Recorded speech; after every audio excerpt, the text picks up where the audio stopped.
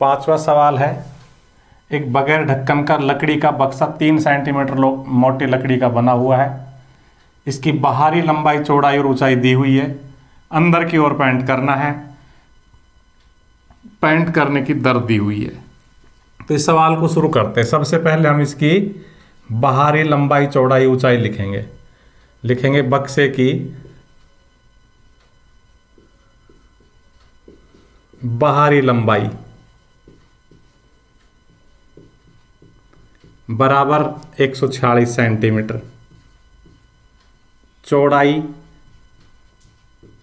116 centimetre और ऊंचाई 83 centimetre दी हुई है। यहां से देख सकते हो सवाल में। अब लकड़ी की मोटाई 3 सेंटीमीटर दी हुई है।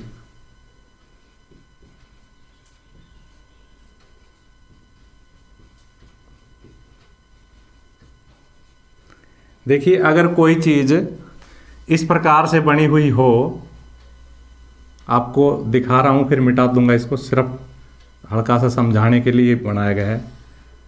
अगर ये बाहर से 146 सेंटीमीटर लंबी है, यहां से यहां तक, और पेंट भीतर करना है, तो पेंट तो यहां से शुरू होकर यहां तक होगा, अर्थात भीतर होगा पेंट कहां से कहां तक होगा, यहां से शुरू होके और यहां तक होगा। यानी कि इस 3 सेंटीमीटर एरिया में नहीं होगा, क्योंकि बाहर थोड़ी हो रहा, पेंट तो भीतर हो रहा है। उसके बाद खत्म हो जाएगी दीवार। तो भीतर कितनी हो जाएगी? 140 सेंटीमीटर हो जाएगी। क्यों हो जाएगी 140? क्योंकि 3 तो ये घट जाएगी और 3 ही ये घट जाएगी। इसी प्रकार से आप चौड़ाई में से 2 बार 3 घटा दोगे, लेकिन ऊंचाई में से सिर्फ ये वाली 3 घटेगी, ओनली ये वाली, ये 3। क्यों? इधर से भी ये 3। क्यों? क्योंकि ऊपर से तो बाहर और भीतर से बराबर है, क्योंकि वो बगैर ढक्कन का है, उसके ढक्कन नहीं लगा हुआ है, लिखा हुआ है बगैर ढक्कन का। तो कुल मिला के हम इसमें से 2 बार 3 घटा देंगे तो अंदर की लंबाई आ जाएगी, इसमें से 2 बार 3 घटा देंगे तो अंदर की चौड़ाई आ जाएगी, इसमें से 1 बार 3 घटा देंगे तो अंदर की ऊंचाई आ जाएगी। और फिर हम अंदर का पेंट करने योग्य क्षेत्रफल निकाल लेंगे। तो लिखेंगे इसलिए आंतरिक लंबाई कितनी हो जाएगी? 146 में से 2 बार 3 घटा देंगे, 140 सेंटीमीटर।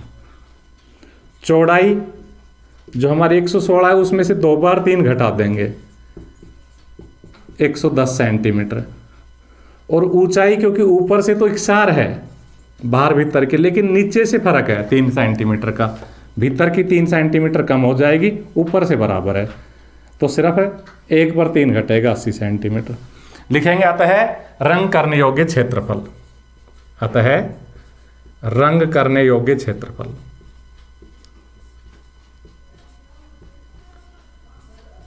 ये देखो बगैर ढक्कन की है, इसलिए इसके पैंदे पे रंग होगा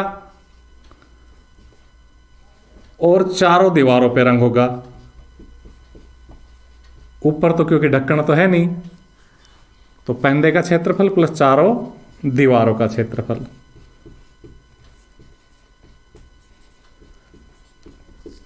अब पैंदा आयताकार होता है, इसलिए लंबाई गुणा चौड़ाई।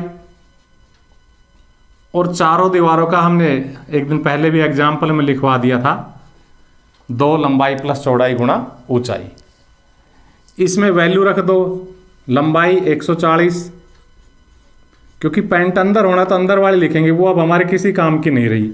उनकी सहायता से तो हमने ये ज्ञात करी है, अब इनको यूज करना है। चौड़ाई 110, फिर लंबाई 140, चौड़ाई 110 और ऊंचाई 80। ये दोनों गुणा हम करेंगे पहले, तो 11 की 14 से गुणा करेंगे तो 154 आएगा, और ये दोनों 0 लगा देंगे। 2 इनको जोड़ा हमने, या 2 को 80 से गुणा कर लो, क्योंकि ये और ये आपस में गुणा है, तो 80 दूनी 160 और इन दोनों को जोड़ दो। तो 14 और 11 को जोड़ेंगे तो 25, यानी कि इनका जोड़ 250 आ जाएगा। अब इन दोनों की गुणा कर लो, तो 154 00 प्लस है, देखो मैं दोनों 0 तो पहले ही लगा रहा हूं, 25 छिक्की 150 हासिल 15, 25 एकम 25 और 15 हासिल के 40। इस प्रकार से 40 में 15 जोड़ेंगे तो 55 हो जाएगा।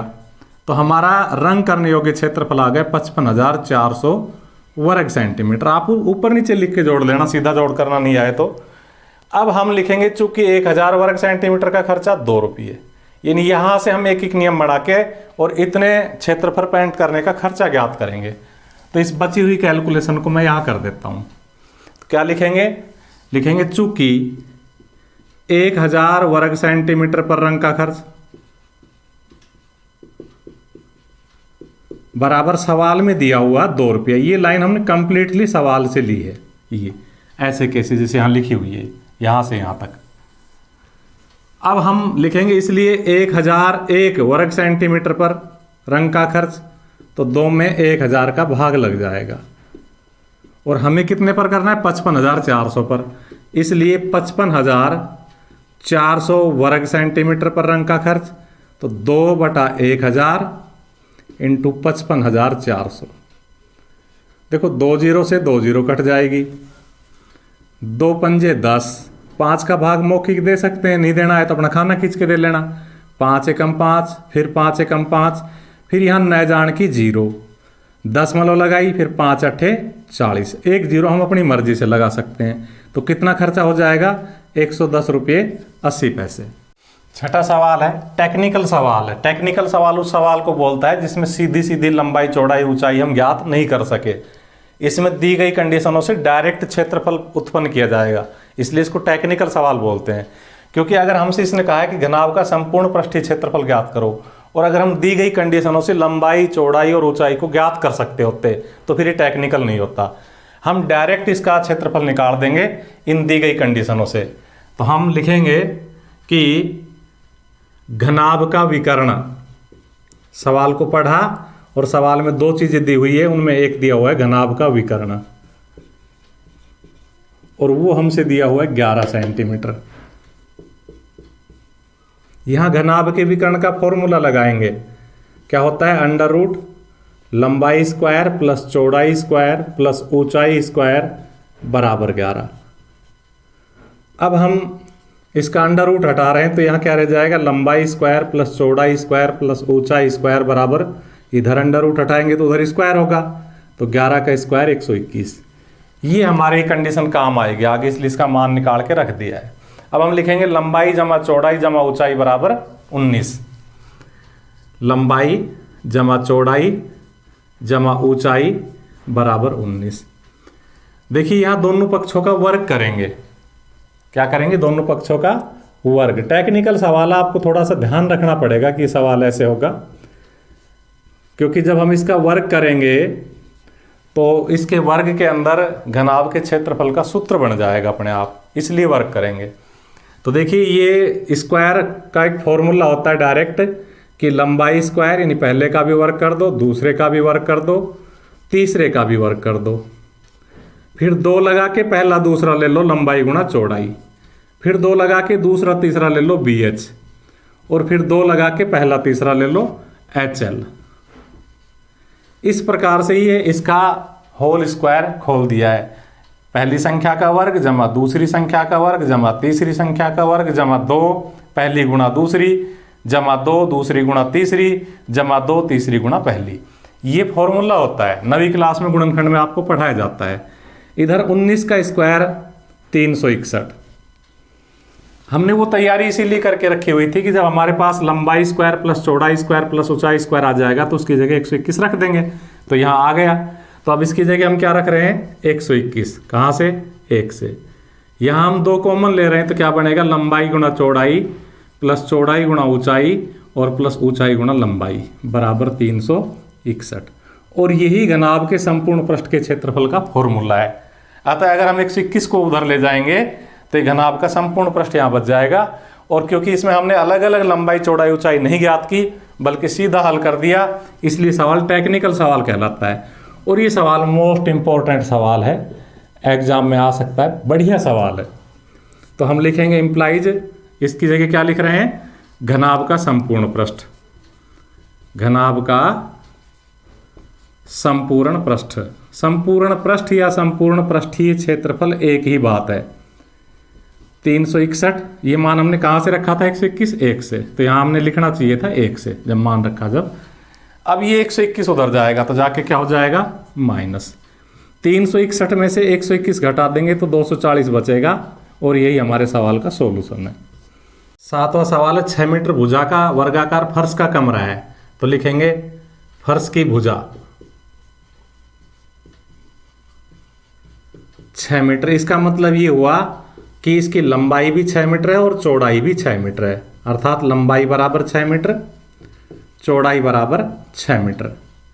उसमें 180 घन मीटर हवा है, यानी कि कमरे का आयतन। जो हवा भरी होती है वो आयतन में भरी होती है, यानी कि वो आयतन ही होता है। तो कमरे का आयतन कितना हो गया? 180 घन मीटर। क्योंकि कमरा घनाभ के आकार का होता है, इसलिए कमरे के घनाभ के आकार का आयतन का फॉर्मूला लगा दिया। और इसमें लंबाई और चौड़ाई की वैल्यू हमने ऊपर से रख दी। लंबाई की भी 6, चौड़ाई की भी 6 और ऊंचाई हमें ज्ञात करनी, क्योंकि उसने कहा है कि कमरे की ऊंचाई ज्ञात कीजिए। तो बराबर 180। हमें h चाहिए, तो ये दोनों 6 उधर जाके भाग हो जाएंगे और इस प्रकार से 6 तिया 18 और 6 पंजे 30, कमरे की ऊंचाई 5 मीटर आ जाएगी। लिख देंगे अतः कमरे की ऊंचाई। सीधा सवाल है, 2 नंबर का सवाल आ सकता है एग्जाम में, अच्छा सवाल है, यानी कि 2 नंबर की हैसियत से इंपॉर्टेंट सवाल है।